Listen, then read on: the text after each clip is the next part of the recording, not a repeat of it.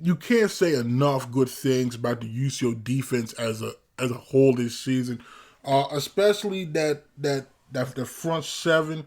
You really have to give credit to their defensive line coach Rashad Sanders. I know I'm sounding like a broken record here because I feel like every week I was singing him and defensive coordinator Brandon Mecklenburg's praises, but they truly earned that this past season, especially early on, helping while the offense was coming along, keeping them in that ball games. Go back to the week 1 game against Missouri Western, where despite being on the field for, let's just be being generous, 75% of the first 3 quarters, they still only allowed, was it 14 points, I think it was, heading into that fourth quarter. They gave them a shot. They had a great goal line stand there. And again, you just if we look, we start with the defensive line units. I mean, can't say enough good things about Michael Slater and Robert Fuentes.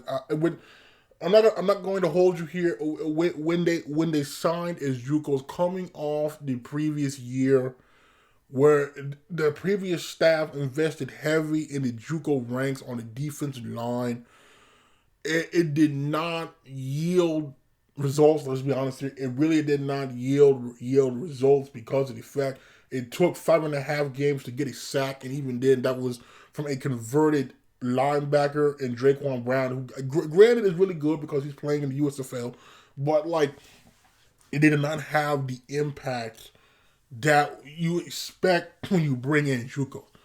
Michael and Robert restored that faith to me, okay? Because you look, Michael Slater did not necessarily have the season that I figured he wouldn't have similar numbers last year because he was going to get double teamed. Now he also was battling some injuries before the season as well. I just knew that his impact would come just in terms of having to take on 2 defenders.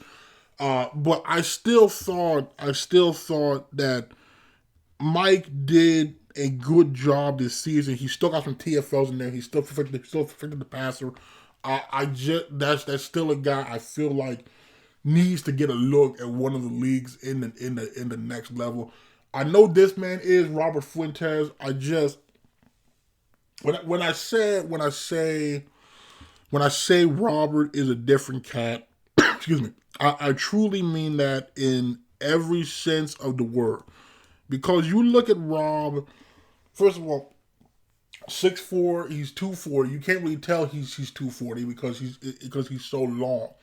But you look at the way he affects the pass game. The sheer energy that man brings, plays every snap. I mean, just fires off the ball each and every snap. I go back to the Northwest Missouri game. The man gets hurt. He reappears with a cast on. All he does is get the game clinching sack. You just yes, the motor sometimes got the man in trouble. I think it was the Washburn game, but like words is hard to describe. It's hard to describe Rob. It's best to just watch the film. I mean, in terms of a pure pass rusher,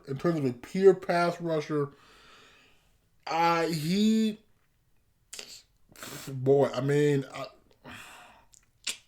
yeah, I mean, he's got to be, he's got to be like the best I've seen. Now, he's got to be the best I've seen in the UCO uniform dating back to 2017, which is very tough because the defensive lines in 2017 and 2018 were really good.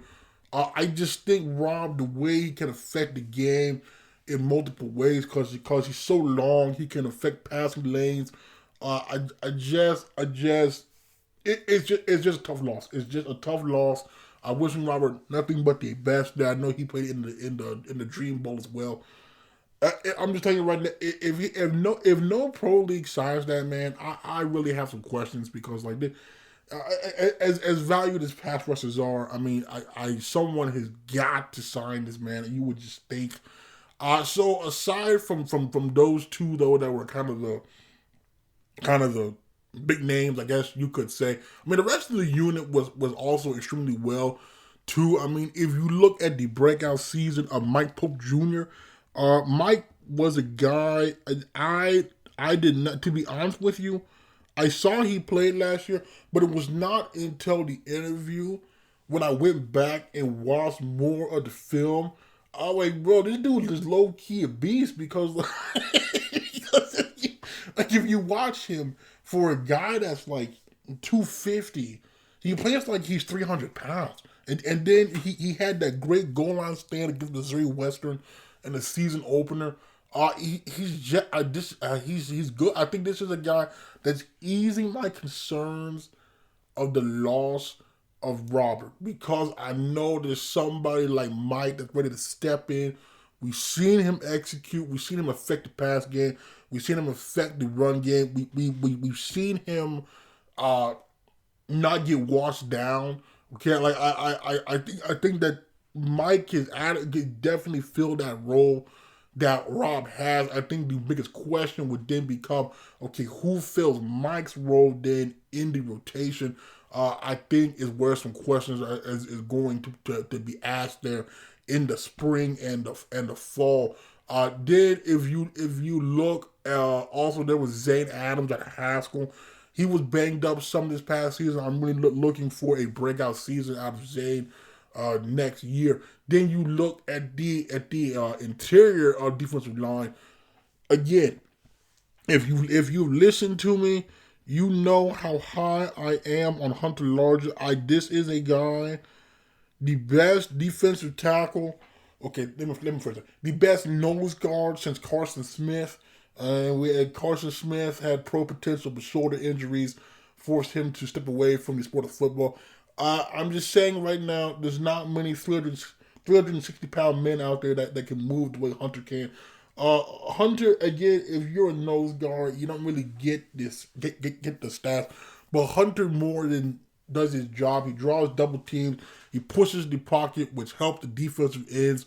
And Noah West get to the quarterback.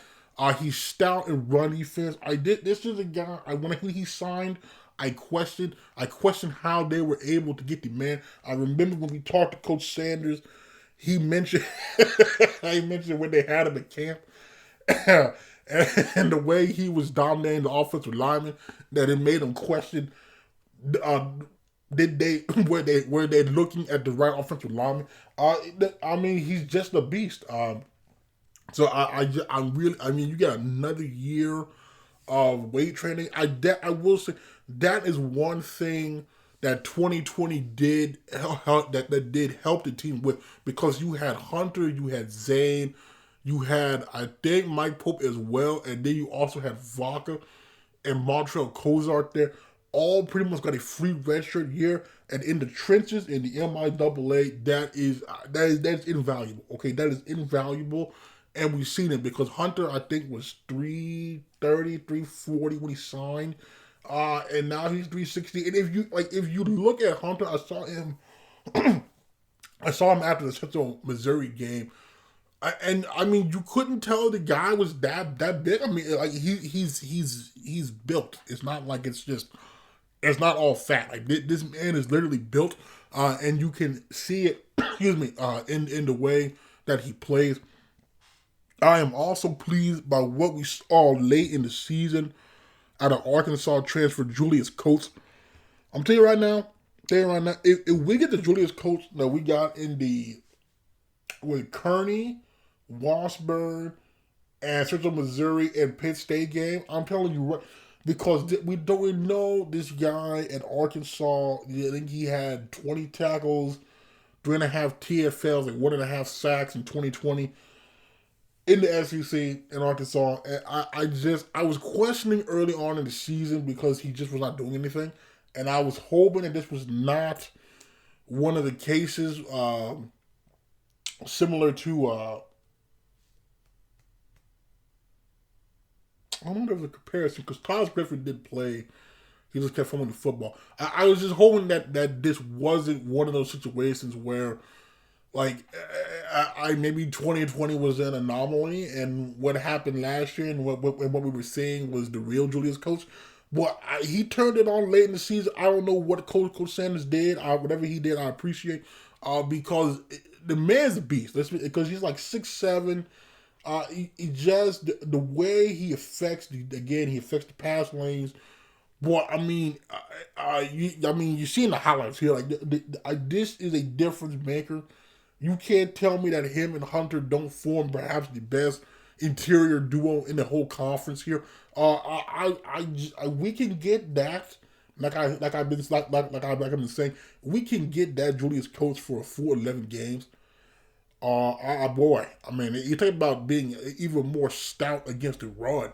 I mean, I wish them the best of luck running on the interior there, and especially if we can get Vaca to really live up to that potential I saw on that tape out of Poto. I'm telling you, that tape out of Poto, I,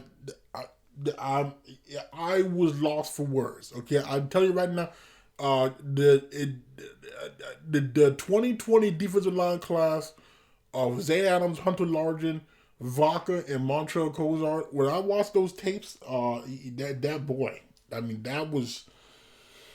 that's some impressive stuff. So if we could just get that out of Vaca, and then I know Montrell, he's coming off of not only a red shirt, but he had a torn ACL his senior year of high school. So I know he's coming off that too.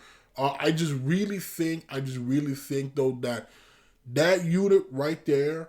I still think even though they're losing Slater, Robert Fuentes, and Jordan LaVue, there's still a lot of firepower returning. They also brought in a Virginia Tech transfer, Javion Beckton. I still have faith in that defensive line unit. As long as Coach Sanders is there, I'm not questioning that unit because, again, the job the job he's done has just been fantastic. And then you also have to give linebackers coach Jesse Harrell and Coach Leichenberg, again, credit because we know the season Noah West had last year. You know how high I was on him last year when he was a true defensive end. In the scheme change, they moved from the 4-2-5 under former coordinator Dustin Landry to a 3-3-5 look. They took Noah from a hand in the dirt and used him as a stand-up pass rusher. And the man thrived. Let's be honest with you, the man thrived. I think he was robbed out of like first team all conference because UCO State's getting robbed in that area. You can't say enough about the man. Sacks, interceptions, fumbles, deflections. You talk about a guy that benefited 1,000% from moving from. It was like the reverse of Draquan Brown. Like Draquan Brown as a stand-up was awful, but then with his hand in the dirt was an absolute beast. And now Noah West was good with his hand in the dirt, but has been fantastic as a stand-up pass rusher. I suspect that he will definitely now get more attention because it was like an abundance of riches last year because you can't double team Slater, Fuentes, and Noah West. So, and then also with Hunter's in there, like you couldn't double team everybody. So I think Noah also benefited from that fact too. So it definitely going to need somebody else to kind of affect the pass there because again, he might get double teamed more. If you look at the rest of the linebacker unit, I mean you're losing Jason Harris. And Jason Harris was just a career. I thought he was so good when he played, but just the injuries got him. I did not think he was going to just call it a career after the season, but it makes sense because he was finally healthy.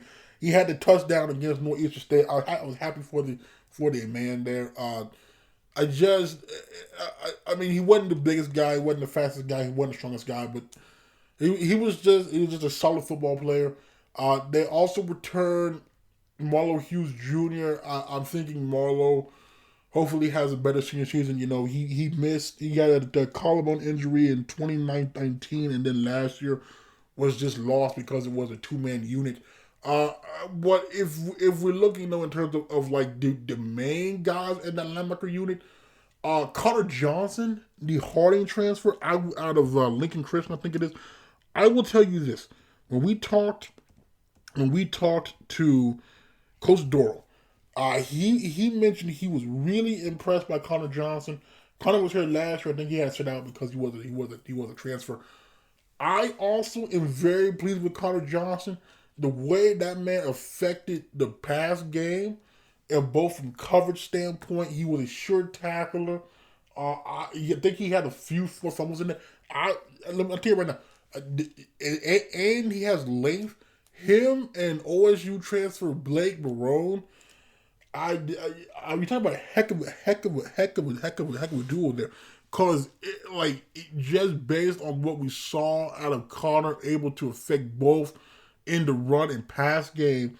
I, I mean, that's the best linebacker play I've seen since Colton Lindsay. I mean, that's my Connor Johnson comparison is Colton Lindsay. I mean, they're of similar build. That's just the vibe I'm getting. And then if you look at Blake Barone, uh, but Blake, Blake is also a different cat. That's just it. Like if you seen this man, if you talk to Blake, talk to anybody who's talk to any of his teammates. Blake's a different cat. We're just gonna call it what it is. Blake's a different cat. Is just another guy that's always around the football. He had that forced fumble against Northeastern State that led to the Harris touchdown. He's just always around the football. A physical tackler. He's solid in coverage, but I really like him more as like a thumper run support guy. Kind of reminds me of Dylan Hall. I think he's like a faster version of Dylan Hall. But like those two guys are I'm probably among the best in the conference in my honest opinion. Now I will say the loss of Chase Faber to the portal really hurts. It's his second straight year now. Because last year there was Eliza Wright out of Vian.